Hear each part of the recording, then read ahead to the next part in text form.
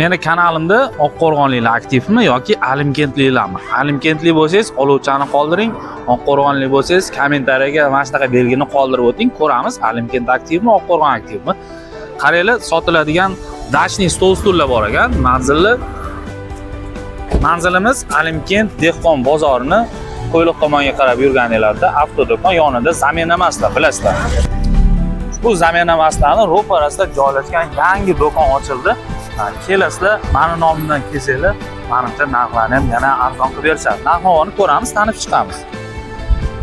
10 kishilik dashniy stol-stullarimiz 2 lik taxtalar ishlatilgan, profillari esa 1.7 stenkalik baquvvat ishlangani uchun narxi 1.900.000 so'm.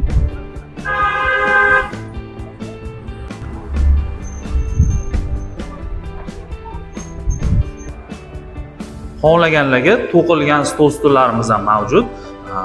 Tepasida baquvvat oynalari qo'yilgan. Xo'p, qaranglar, 4 taligini narxi 1.800.000 so'm, xohlagan ranglarda qilib berishadi. 6 taligini narxi esa, buni ham xohlagan ranglarda qilib berishadi. Narxi esa 2.800.000 so'm.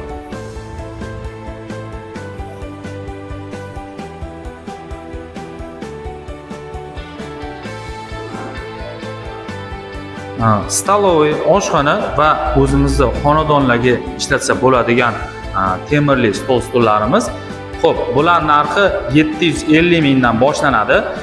Hajmiga, kattaligiga va o'tiradigan stol-stullarga qarab narxi 750 mingdan 1.150 minggacha. Va 2 yoshdan 7-8 yoshgacha bo'lgan stol-stullarimiz narxi, bular narxi esa 550 ming so'm.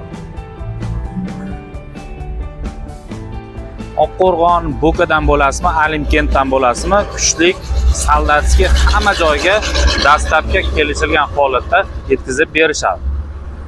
Hurmatli Oqqo'rg'on va Alimkent ahli, ko'ramiz bu videomiz topga, repga chiqa oladimi? Hammasiga sizlarning yordaminglar muhim.